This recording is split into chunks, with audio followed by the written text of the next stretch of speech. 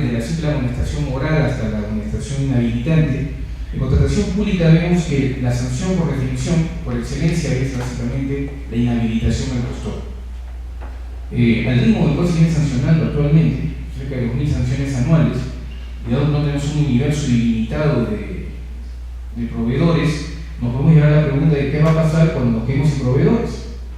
O quizás sea un motivo por el cual hemos pasado de tener 3.8 postores por proceso promedio, que nos ponían en el segundo lugar en Sudamérica después de Chile, a tener apenas un postor por proceso, que estamos ahora en la cola. Es decir, que más de un proceso, en la frecuencia de los procesos se adjudica la buena prueba a un único postor. Es un tema para pensar, pero antes de empezar los temas específicos, quisiera empezar por aspectos absolutamente generales y pensar un poco sobre lo que es la sanción administrativa. Durante algún tiempo se preguntó cuál era el origen de la sanción administrativa, si era un poder originario, si era un poder derivado, si era simplemente funciones temporales asumidas por desconcentración del poder judicial, etc. En algunas realidades cercanas, por ejemplo en Chile, nuevamente para seguir por ejemplo, ellos no conciben una medida que no sea judicial. De hecho, las pocas medidas administrativas que existen las han tamizado también de alguna manera, pero en nuestro caso hemos pasado por una evolución, hemos pasado por una serie de etapas. En la Constitución de 1823, que es la primera que regió el país, el Perú como país independiente, bueno, antes regió la Constitución de Cádiz, pero ya la Constitución de 1823 es la primera constitución que rige de manera oficial en nuestro país como República Independiente. Vemos que, salvo pocas infracciones sobre pesos y medidas que eran competencias de los alcaldes, prácticamente toda sanción debería ser impuesta por un juez. La Constitución de 1893, como ustedes sabrán, rigió muy poco tiempo. Apenas entró en vigencia, fue suspendida y rigió básicamente cuando se acabó el régimen bolivariano y en tanto se aprueba la nueva Constitución, que era la de 1928, que fue la tercera. La Constitución de 1928 ya es mucho más moderna en el sentido que la podemos entender, la leemos y no tiene mayor diferencia sustancial con la actual, salvo obviamente el capítulo de derechos fundamentales y otros más. La Constitución de 1928 ya reconoció ciertas facultades sancionadoras a la administración, básicamente al rogarle facultades a los entes administrativos. Lo interesante es que encontramos ya poco después de eso, en 1838, inicio los reglamentos de policía. Los reglamentos de policía eran los reglamentos de gobierno para una ciudad o una provincia determinada. El primer reglamento de policía es el reglamento de policía de la ciudad de Lima, que tiene normas muy modernas para nuestro concepto, como por ejemplo control de pesos y medidas, ¿no? Sanciones por alteración de los productos que se entregaban a las personas, entre otros más. Pero también encontramos normas que ya no parecen anecdóticas. Tenemos, por ejemplo, la prohibición de entrar a la ciudad después de las 6 de la tarde, porque se cerraban las murallas de la ciudad, o que si un amigo quería dormir en la casa de uno, debía pedirle permiso al prefecto para que pueda preguntar en la casa de uno. Todos los temas que son evidentemente anacrónicos. Sin embargo, nos va configurando ya un mayor desarrollo de las autoridades administrativas. Por aquella época, la multa más o menos era $1 por cualquier cosa y se cambiaba un peso por un día de arresto, con lo cual aparentemente la libertad valía $1, peso es la moneda peruana en esa época. No es hasta 1895 en el cual encontramos ya lo que es la sanción típica, la multa ya perfectamente definida. En 1895 se aprueba una norma aparentemente inocua, aparentemente dedicada a otro tema, que era el reglamento del papel de multas. Nadie se acuerda de la ley de multas, pero el reglamento del papel de multas es aquel que muy sencillamente nos dijo que para imponer una sanción tenía que fundamentarse, decisión motivada, que tenía que expresarse en moneda y no en especie, que había derecho a descargos, y otros temas más. En realidad, ya cuando hablamos del reglamento del papel de multas de 1895, ya podemos hablar de la primera norma moderna, en lo que es la multa al menos, que es una de las expresiones típicas de la sanción administrativa. Porque la sanción administrativa se manifiesta de varias maneras. En el nivel inferior, entre comillas, tenemos las sanciones morales, es decir, las que van básicamente pues, a la credibilidad, al respeto o a la posición del administrado. Es la típica amonestación. Yo amonesto a alguien y la amonestación efectivamente va a afectar la moralidad, la tranquilidad, la paz de la persona que ha sido amonestada. Sin embargo, la amonestación podría ser relevante si hablamos de un ente que necesita o que vive de la confianza pública. Imaginemos estas sanciones que antes, que hace muy poco, inclusive imponía la Ciudadanía de Banca y Seguros, cuando amonestaba por escrito y publicado en el Diario Oficial Peruano a la compañía de seguros o a los bancos. Efectivamente, una amonestación a un banco o a una compañía de seguros le resta una mayor credibilidad y eventualmente puede generarle pérdida de clientes. Luego tenemos las sanciones económicas, que es el grueso de las sanciones que se imponen en la administración peruana. La sanción típica en este caso es la multa, ¿cierto? Hoy en día las multas, para evitar el desfase inflacionario, luego de la experiencia que tuvimos en la década de los 80 y comienzos de los 90, están fijadas en UITs, de modo tal, en el derecho tributario, de modo tal que de manera permanente se van a ir actualizando sus montos. Bueno, entonces la multa es importante, no es la única sanción económica. Tenemos comisos, tenemos unas sanciones un poco extrañas, sobre todo en la contratación pública, que son garantías ejecutables. Podemos luego hablar sobre qué implica este tipo de sanciones. Pero en el tercer nivel de las sanciones tenemos las inhabilitantes. Una sanción inhabilitante que va a implicar que básicamente el administrado va a perder el derecho de manera temporal o inclusive definitivo de hacer una actividad. Cuando, ojalá que no pase en el mundo presente, pero están manejando su auto con unas copas de más y los intervienen y tienen más de 0.5 gramos de alcohol en la sangre, lo que van a pasar, le van a inhabilitar a ustedes por el periodo de un año para el uso de su bebé.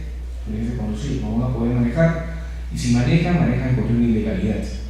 Si reinciden, se va a 3 años, y creo que de ahí si se reincide va a la definitiva. En contratación pública tenemos por regla general, por regla, que la sanción es la inhabilitante. Normalmente las sanciones inhabilitantes se utilizan en administraciones que tienen un gran número de administrados y se utilizan muy poco, no se utilizan aquellas que tienen un limitado número de administrados. Por ejemplo, en el tema de banca y seguros veremos que tenemos una amplia cantidad de sanciones económicas, amplísima en realidad, pero las sanciones inhabilitantes son muy restringidas y en casos extremos. No es la regla. En cambio, en contratación pública, al primer error, a la primera infracción, la sanción que se le encuentra al administrado es la sanción de inhabilitación. Se parte, desde este punto de vista, de la creencia que hay un número, no ilimitado, pero al menos abundante de administrado de tal manera que la inhabilitación de 1 o 2 proveedores, o de 500 o de 800, podría eventualmente no generar un efecto distorsionador en el mercado. Sin embargo, son algunos casos concretos. Imaginémonos el caso de Telefónica. Se inhabilita Telefónica. ¿Afectaría o no afectaría en el mercado la inhabilitación telefónica? Claro que sí. Inhabilitan a 2 de las 3 empresas que proveen de tubos de PVC para irrigación o para obras de saneamiento. ¿Afectaría en el mercado? Sí, afectaría. Va reduciendo la competencia, va reduciendo el número potencial de proveedores y va generando espacios en los cuales hay menor competencia. Es un poco lo que ha ido pasando en estos últimos años. Yo les pido que hagan un ejercicio. No hoy día necesariamente, pero uno de estos días, ingresen al CEACE y empiecen a buscar los procesos del año 2005, 2006, 2008, antes de 2009, que fue la parte del momento de la inflexión en la legislación peruana. Y empiecen a analizar y vean a cuántos adjudicaba la buena pro. Si efectivamente un postor podía ganar al 100% o al 110%, como es en obras hoy en día, verán que era imposible. Salvo el caso de concurso de oferta, que es una forma especial de contratación pública.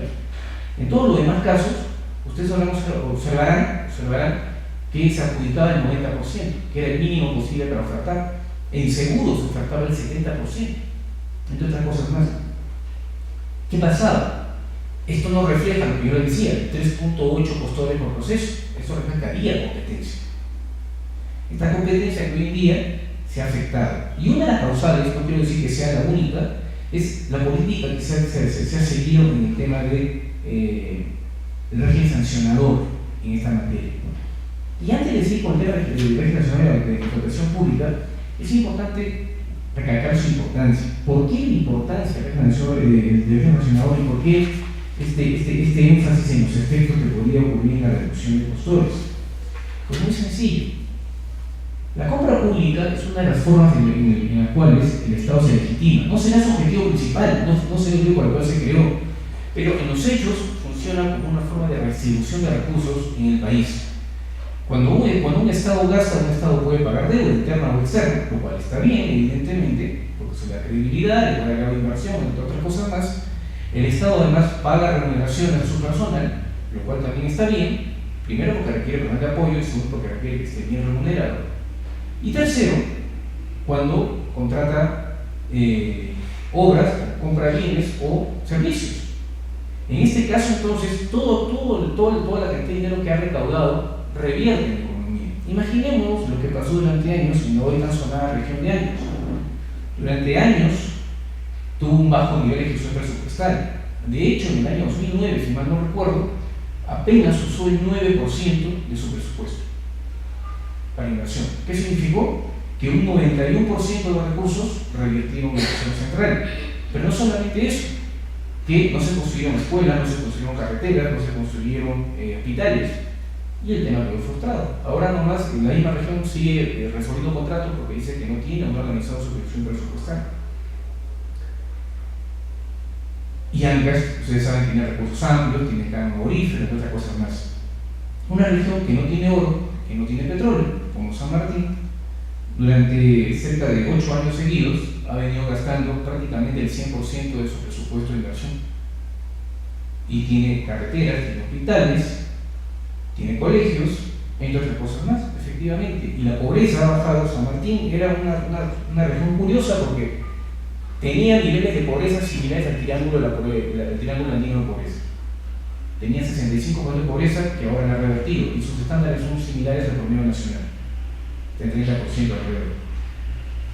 Algo destacable, ¿no? Pero si se dan cuenta, uno de los motivos ha sido el uso adecuado de los recursos, porque el recurso ha ido distribuyéndose. Imaginemos una carretera. Tenemos una carretera que tiene un valor de 200 millones de soles. Cuando se contrata la carretera, ¿quién es el primero en beneficiar? Obviamente, el contratista, que va a recibir por adelantos, en el fondo son préstamos, el 60% del monto del contrato. Pero no solamente él tiene personal, él contrata maquinaria, él contrata especialistas, ¿correcto? Tiene proveedores, desde que el hospedaje del personal hasta la alimentación, contrata en la zona, y se va generando un circuito económico en el cual estos 200 millones se van a distribuir. Si además la obra ha acabado en condiciones óptimas y tiene un fin público medible y evidente, para eso está el SNIP, que es el Sistema de Inversión Pública, entonces, ejecutada la carretera, se generará comercio, se repararán las propiedades que están al borde de la carretera, habrá más riqueza en general y, en fin, habrá un mejor resultado en todo sentido. Imaginémonos, ya no que no se haga una obra, que se haga, pero que la obra no tenga ningún sentido. Por ejemplo, en Tumbes hicieron el monumento al Sapito de Río para incentivar el turismo. Está a 14 cuadras de la plaza, es un lugar que no es turístico y no nada más que sus colaboradores para dormir. ¿Dónde se acabó los 2 millones de soles que se utilizaron para hacer la plaza del Sapito de Río? En los 2 millones, y no hubo más. Una obra que no tuvo mayor rentabilidad. Bien, entonces, efectivamente, cuando uno piensa en construir algo, en ejecutar algo, tenemos que analizar bastante bien cuál va a ser el impacto económico en la zona, ¿no? Eso nos permite multiplicar y darle un mayor valor al dinero. Bueno, decimos todo esto porque estamos tratando de entender lo que es el régimen de sanciones en la contratación pública. Y esto parte por un elemento muy sencillo, que es el derecho a contratar, el derecho a contratar con el Estado. El derecho a contratar con el Estado básicamente se evidencia en algo muy sencillo. Cualquier persona, cualquier ciudadano, o cualquier residente, o cualquier inclusive proveedor extranjero, domiciliado o domiciliado en el país, tiene derecho a contar con el país, con el Perú. Y para esto, ¿qué hace? Para esto lo que hace simplemente es cumplir con ciertos requisitos. Entonces, potencialmente todos podemos contar con el Estado, materialmente se va restringiendo en función a las necesidades de la entidad. Si yo no soy médico, no puedo postular obviamente a una plaza de médico. Si yo no soy constructor de obras, no puedo postular a un contrato para una obra. Pero si yo soy abogado, puedo postular tranquilamente a un servicio legal. Entonces, hay una primera discriminación que es en función a las especialidades y las competencias de cada uno de ellos, de nosotros. Llegado a este punto, entonces, cualquiera que cumpla con las condiciones potencialmente podría contar con el Estado, aun cuando no le gusta la entidad. Por eso tenemos mecanismos como el recurso de apelación. Tenemos mecanismos como las observaciones de las bases, la elevación de bases, que permiten abrir, que permiten restringir la voluntad de la entidad pública respectiva, de modo tal que eventualmente se podría contar con alguien que no sea de todo gusto, de todo placer, de aquel del cual tiene que decidir sobre a quién le corresponde la contratación. Por eso tenemos también un tribunal de contratación del Estado. Es un tribunal administrativo, no tiene jurisdicción, pero parece, porque sus decisiones, como también bien sabemos, son recurribles a la vía judicial, pero en el contencioso, que por regla general no suspende la decisión administrativa. Bien, hasta ahí tenemos todo claro. Pero el Tribunal de Contratación del Estado no solamente se limita a imponer, a decidir a quién le corresponde o no la buena prueba cuando hay una apelación por medio. El Tribunal de Contratación del Estado además tiene la competencia para decidir qué postor debe ser inhabilitado. O sea, qué postor se debe restringir el derecho a contratar con el Estado. Y para esto damos un ejemplo. Digamos que cualquiera de nosotros lleva su auto al mecánico. Ese auto que hemos comprado con esfuerzo, con cariño, ¿no? Que estamos pagando todavía de repente. Y el mecánico nos dice, vuelva mañana. Uno vuelve mañana, supuestamente va a costar 50 soles, es una simple rectificación de frenos, y nos dicen que ya no son los frenos, que hay varias cosas más, que va a demorar 5 días y que hay que pagar 200 soles. A los 5 días volvemos, encontramos el motor desarmado y nos están pidiendo que tienen que comprar el carro de nuevo. ¿Qué hacen ustedes con ese mecánico? No vale decir que lo maten, por favor. Pero, por lo menos, lo que van a hacer es nunca más van a contratar con él. Y es más, van a publicitar que no se debe contratar con él, porque es un mal mecánico. Ocurre igual con el Estado. El Estado no puede decidir de asumir albedrío en qué caso se debe inhabilitar a alguien. Para eso existen causales preestablecidas, eran 10, ahora son 11, en las cuales el postor que incurra en esa conducta queda fuera del ámbito de gobierno del Estado. Primero de manera temporal, y si es un reincidente por estas condiciones, de manera definitiva. Bien, y efectivamente, esta función se le ha encargado al Tribunal de Contratación del Estado, que es aquel que decide a quién se le sanciona y a quién no se le sanciona. Ahora bien, cuando el Estado sanciona, ya sea en contratación pública, ya sea pues, en cualquier otra materia, como puede ser en competencia, en educación, en salud, cuando el Estado sanciona, no sanciona por sancionar. Su objetivo no es imponer un castigo y punto. El tema de la venganza creo que está superado hace tiempo. Su objetivo es disuadir. Tenemos que disuadir de conductas consideradas impropias, de conductas que son consideradas no aceptadas por el orden jurídico correspondiente. Entonces, revisemos cuáles son las conductas no aceptadas por el legislador en materia de contratación pública. La primera es no firmar contrato o no mantener oferta. Usted sabe que entre privados podemos arrepentirnos de contratar hasta el momento previo de firmar el contrato. En contratación pública es un momento previo. ¿Hasta qué momento los proveedores se pueden arrepentir de contratar con el Estado? Hasta el momento en el cual entregan su propuesta. Entregan su propuesta y luego, aunque no quieran, deben contratar. Conocido es el caso de un control que quedó en séptimo puesto, y en el cual el segundo y el sexto apelaron. Entre todos se descalificaron y la buena prueba se llama el séptimo puesto. Estaba sentado en su casa y había perdido toda esperanza. Y finalmente ganó y construyó una cárcel, que fue la cárcel de Trujillo. Entre otras razones, En general, desde que alguien presenta su propuesta debe estar ya queda vinculado al Estado. Entonces, la primera infracción es una infracción muy sencilla: no firmar con el Estado, no aceptar la orden de compra de servicio en una cuantía y en general no mantener su oferta. ¿Parece lógico? Parece lógico, ¿no es cierto? La segunda es incumplir el contrato de manera tal que genere resolución. Si resuelve con incumplimiento, evidentemente implica sanción. No tenemos algunas más, entre las cuales cabe destacar la más popular, la que genera mayor cantidad de casos, que es presentación de documentación falsa o inexacta. Aquel que da documento falso, declaración jurada inexacta, también es inhabilitado. De hecho, hoy día tiene la inhabilitación más drástica, que van de 3 a 5 años de prohibición para contar con el Estado. En otras palabras, o trabajar gobiernos a los privados o quiebres, ¿no? Contratar sin tener registro de proveedores vigente, contratar más allá de lo que me ha autorizado para subcontratar o sin subcontrato autorizado, entre otras más. En general, en total son 11. Y durante años efectivamente funcionó como un elemento disuasivo. Uno podía advertir que la cantidad de sancionados versus la cantidad de no sancionados, de eximidos, era de 3 a 1. Es decir, de cada 4 procesos de investigación abiertos por infracción administrativa, 3 terminaban sin sanción y 1 terminaba con sanción. Eso era, el ratio era 3 a 1 aproximadamente. Sin embargo, ya desde fin del año 2008 y de manera mucho más marcada en el año 2009 en adelante, se empezó a notar un cambio en el tribunal.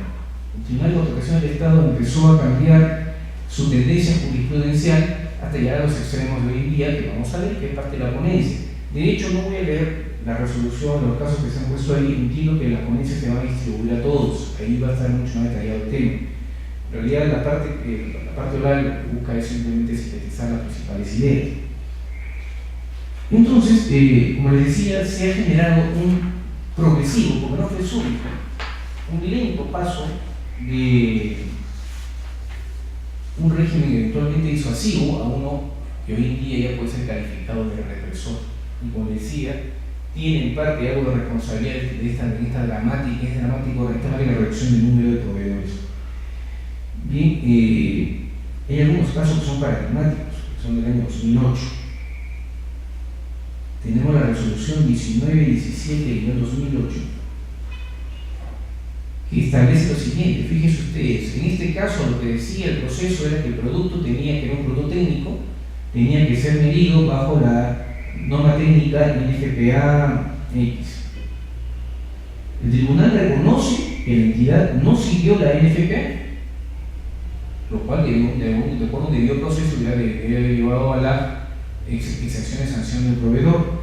Pese a eso, sin embargo, y más lo que dice es, si bien es cierto, no se utilizó el protocolo NFPA de manera rigurosa, hay que tener presente que dicha prueba se efectuó en condiciones reales, no sé qué sean condiciones reales. A pesar de que no se cumple con el proceso de prueba, se sanciona al proveedor y eso retira un daño en el mercado. Lo curioso es que era uno de 2 proveedores que venían en el incremento de seguridad en el Estado. Imagínense a cuánto vendió el otro proveedor el año siguiente, ¿no? Bueno, también por aquel momento tenemos una resolución que invierte la carga de la prueba y que señala que se presume la culpa leve del proveedor, extrapolando un concepto del Código Civil para medir el derecho a indemnizar al derecho sancionador administrativo, que es parte del derecho sancionador general, del cual también forma parte del derecho penal. Entonces, extrapolaron de manera absolutamente indebida un criterio propio del Código Civil para medir un derecho de reparación para un tema sancionado. Bien, entonces este ahondamiento de los criterios de sanción se mantiene hoy en día. Tenemos la resolución 2557-2013, en la cual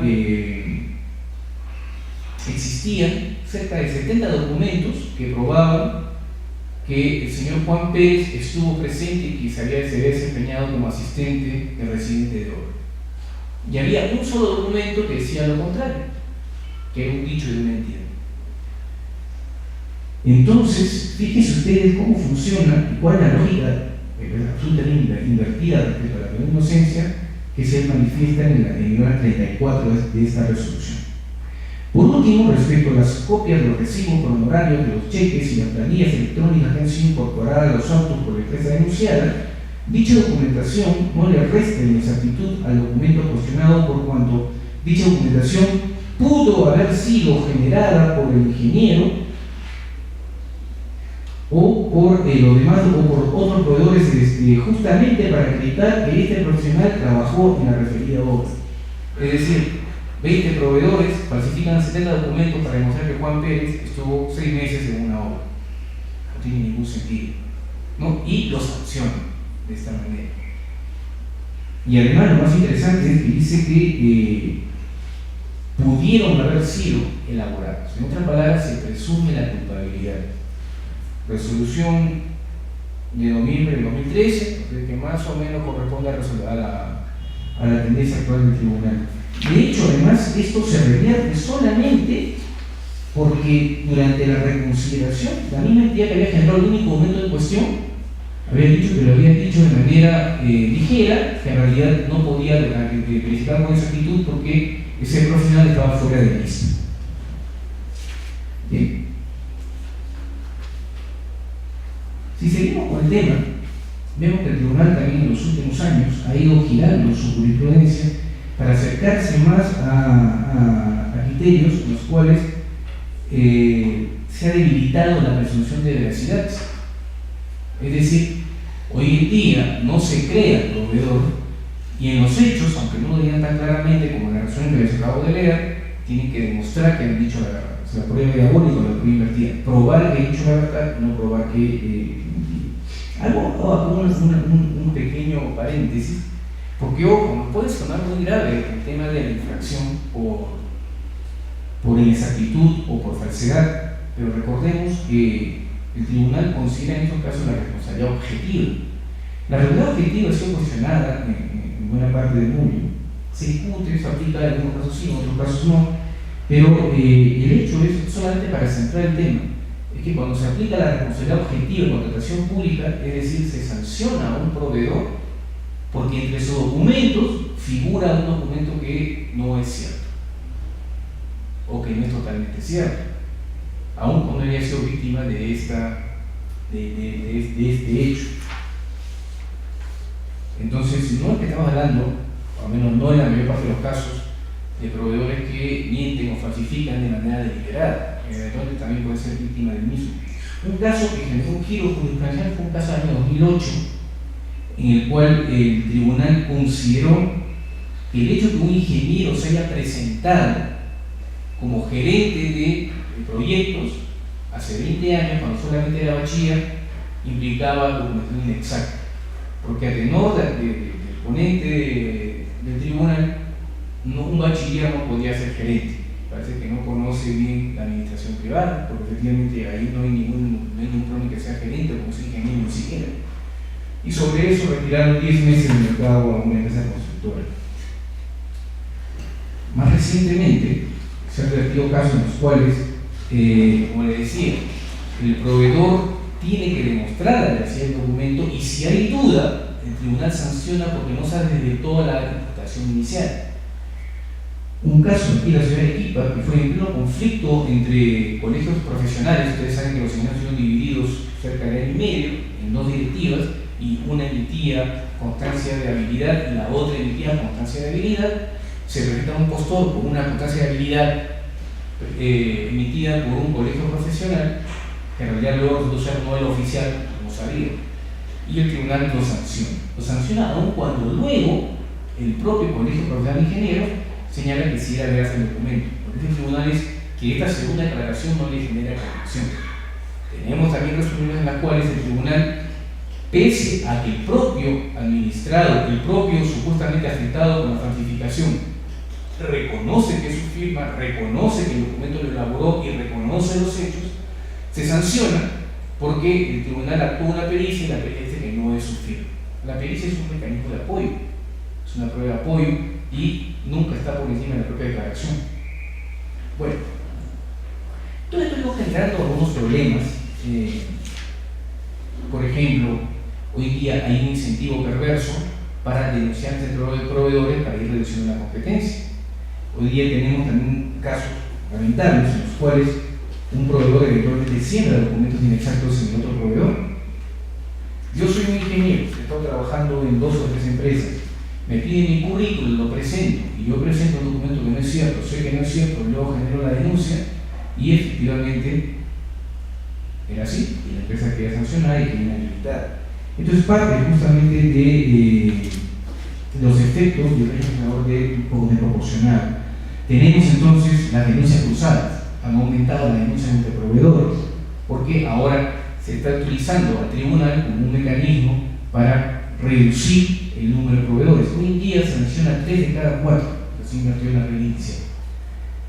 Bien, hay una gran incertidumbre en el mercado, porque efectivamente ya no sabemos qué conducta o qué teorías tenemos respecto a los potenciales sancionados, o bajo qué criterio se va a sancionar, porque efectivamente tenemos criterios que han roto la lista de la razonabilidad.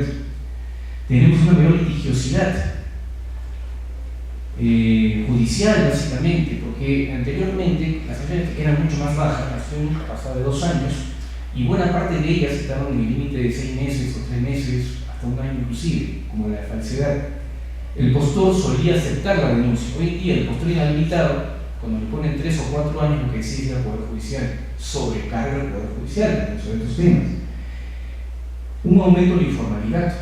Buena parte de los proveedores inhabilitados termina trabajando como subcontratista oculto de los nuevos proveedores. Un alto número de proveedores inhabilitados que no tienen otra manera que trabajar bajo condiciones mucho más duras, con mayor restricción de derechos para un nuevo contratista. Quien está inhabilitado ya sea pues, una empresa nueva o una empresa extranjera que no tiene historial en el país, pero tiene una gran capacidad de contratación. Bien, y a esto se une un tema. Por ejemplo, yo les había hablado de un conjunto amplio de infracciones.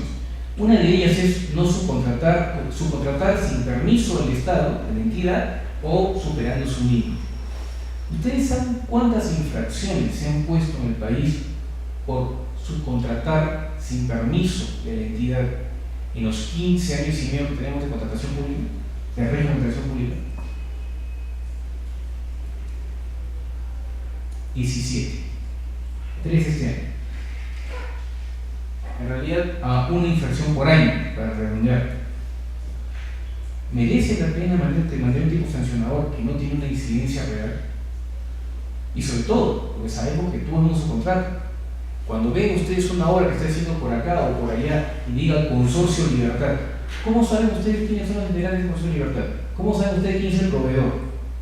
¿Quién es el que está acabando? ¿Para quién trabaja? ¿Quién le paga la planilla? Segundo, ¿les interesa? ¿O les interesa que el contratista haga la obra? Finalmente va a ser responsable. En otros países, en Chile no hay límite para sus contratos. Se puede poner en las bases, se puede pactar límites. En Argentina está el 50% de la obra. Bien, en fin, sigamos. Decimos, aumento de la informalidad, desaliento de participar, pues efectivamente yo proveer al Estado dentro de un mercado que es nuevo, que es competitivo, donde hay 3 o 4 proveedores de siempre, que me van a empezar a denunciar por cualquier documento que pueda parecer eventualmente falso o inexacto y no sé qué voy a quedar sobre el tribunal, me desaliento y no participo, le sigo dinero a los privados y me alejo de la economía estatal y me alejo de la potencial competencia, ¿no? Hay un desaliento eventualmente. Bien, y obviamente el incremento de precios que es correspondiente a la disminución de la competencia. El tribunal ha impuesto más de 10.800 sanciones, de las cuales hay unas 3.000 que están vigentes. Pero como además tenemos un artículo 10 de la ley que nos dice que el impedido, el inhabilitado, no puede contratar ni tampoco puede contratar sus accionistas, sus gerentes, sus apoderados. Entonces, la inhabilitación de 3.000 proveedores implica 30.000 en términos reales, como efecto real. ¿Y qué significa? Que en el fondo hay menor competencia y los precios tienden a subir. ¿Bien? Y las denuncias tienen aumento, ¿no es cierto? Entonces se entra en un círculo vicioso. Sin embargo, en este mismo contexto tenemos casos sorprendentes. casos en los cuales el tribunal, está documentado en la ponencia que va a estar en manos de ustedes, el tribunal de manera sorprendente, ante hechos evidentes, no sanciona, pues absolutamente benévolo. No en el caso, escribir a uno de los casos, ustedes saben que inclusive el Tribunal del Estado ha ido en contra de la jurisdicción. Es tan interesante, porque la jurisdicción puede ser judicial o arbitral, pero aparentemente el tribunal no le tiene mucho respeto a la jurisdicción arbitral, inclusive ha impuesto sanciones en casos en los cuales el propio lado arbitral ha señalado que no había documento falso o inexacto. Aún así, el tribunal ha hecho una interpretación un poco rebuscada y ha emitido la sanción correspondiente, que en el fondo va incentivando esta mayor litigiosidad que les comentaba. En ese contexto, tenemos casos sorpresivos, como digo, están traídos en la ponencia que ustedes van a tener en la mano, pero en los cuales se genera una mayor incertidumbre, porque ¿por qué este señor le sanciona, no lo sanciona cuando a todos los demás le sancionó por los mismos hechos? ¿O por qué en este caso basta cuando el tribunal le dice siempre que no le interesa que el tema esté en el Poder Judicial, que es un tema de falsedad, porque la falsedad es administrativa y así lo ha hecho en el año 2008? Porque en un caso, cuando hay una sola interposición de demanda judicial, no solamente suspende el caso, lo archiva y elimina todo mérito para sancionar. Cosas para pensar. Cosas que en realidad nos dejan un sinsabor en la boca, bastante fuerte. Parece que se está resolviendo a pedido, y de lo cual ya hizo eco el Tribunal Constitucional. Tenemos una reciente sentencia, notificada desde hace unos pocos días, está fechada el 18 de marzo de 2014.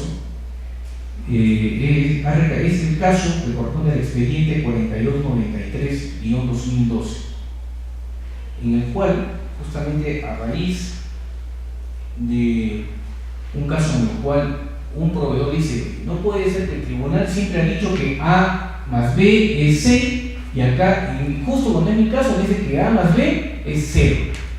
Entonces, yo pido mi amparo